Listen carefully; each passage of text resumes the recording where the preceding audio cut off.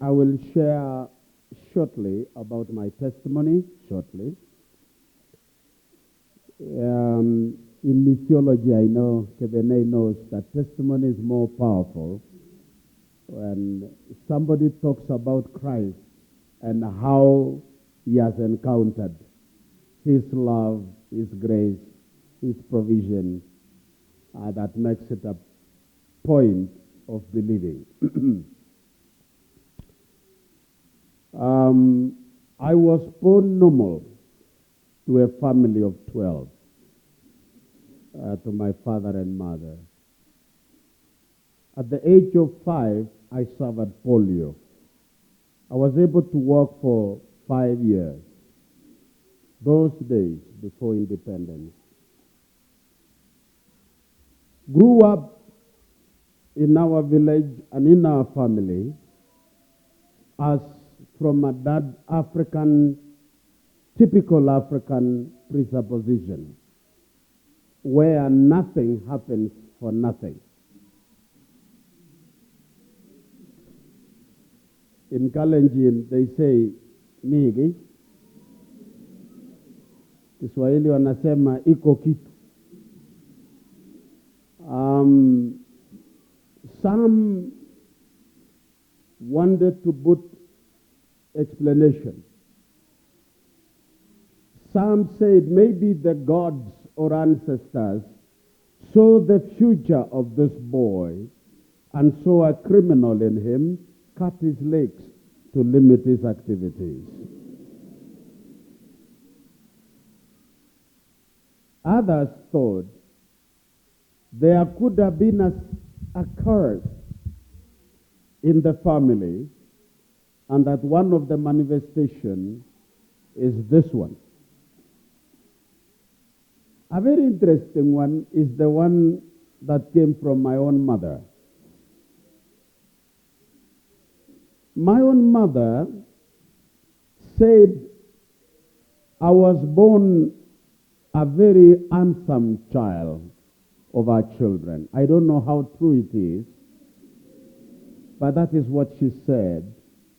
And that there was a woman who kept on bypassing our home and looked at me with a bad eye and kept on saying, she kept on saying, oh, what a handsome boy. And you know, in Kalenjin, they knew there are demons of bad omens.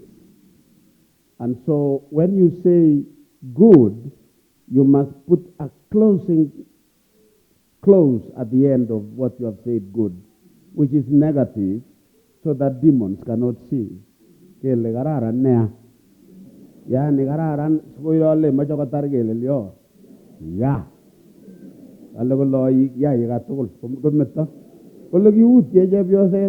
didn't say that. That karara, which means you say good, but good and bad enough. So that is, I'm trying to interpret that language. I didn't get it well, but that is what is meant by that. So I grew up when she was very disappointed.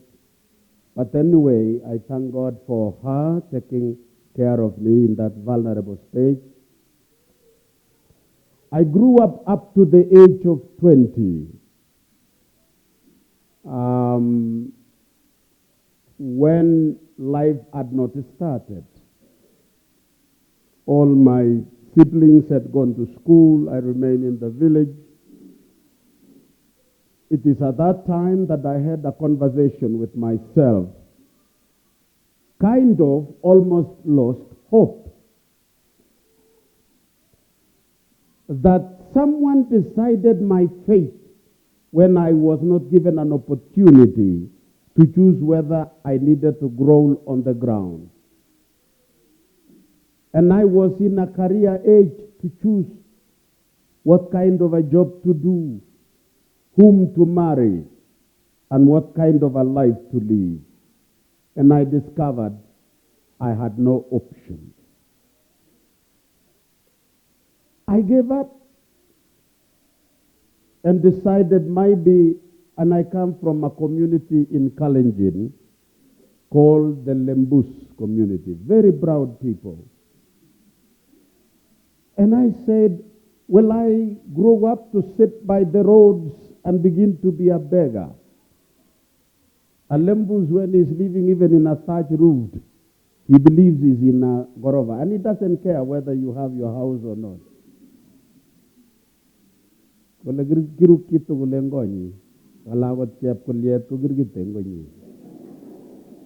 That anybody is a king. Even the smallest ant is a king in his house.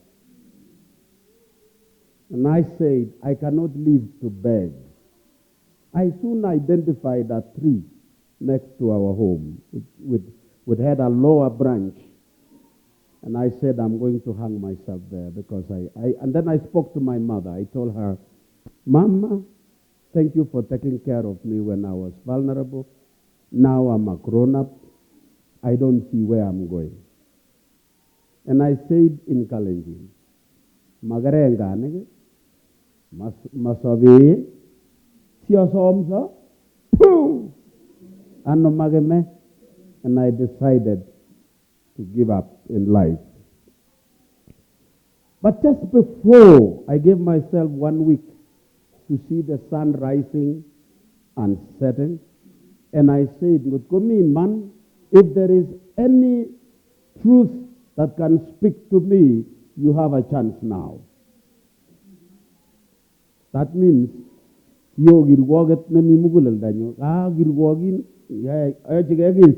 and I had to speak to myself. I had to speak to my heart. And that week, there was a minister that was visiting with the Africa Inland Church under a program called CYA in those years, Christian Youth in Action. He was called John Tanu. He came from Nandi. And we, the Lembus, we had a very close affinity in culture with the Nandi community. I understand he was coming to my neighborhood. And I was told by a young girl, then nephew, who was in high school in early 70s in Joro. She came and invited me, a young lady. I said, I was told by my elders, never usitarau neno la mtoto. I was told by and I said, this is my younger sister or younger than me, but I can't darau. So I came for the gospel crusade. And I listened to this man. He was very slender, but he had a voice of a thunder.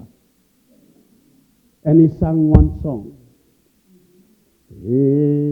Ialoitu engolda bikcheachan got kongwanit mugulelda enjalwa. As he sang that song, it vibrated and radiated into my life. And he mentioned 3 scriptures that changed the course of my life. Number 1, he read Romans chapter 3:23. I'm not sharing with you that one, but it's my testimony. He said, for all have sinned and fallen short of the glory of God. Then the word all of them, it includes people who are walking on their 2 feet and includes people who are having a problem with mobility. Within that year, there was a farmer in Uasing Gishu, early 1970, who committed suicide, yet he had a farm. He had farms. I didn't have one. He had wives. I didn't have one. He had ngano. I didn't have any. And he committed suicide. So I asked myself, what does mine add when a better person is committing suicide? Within the same time, a young man threw himself from 9th floor to commit suicide in Nairobi. Few years after independence, and I was told he had master's degree. He had master's, I had none. Not even a kindergarten. Can you imagine? Then second verse that changed my life was John chapter 3:16, the mission verse. For God so loved the world so much that he gave his only begotten Son, that whosoever shall believe in him, listen, shall not perish, but have eternal life. Wow! I said, what a possibility. By the time he read the last one, which was, it changed my life completely. He read Romans 8:1 and 2. That therefore now there is no condemnation. Now. And at that time it was midday as he was preaching. He made an altar call. To cut the story short, I became a Christian. I was born again. And I discovered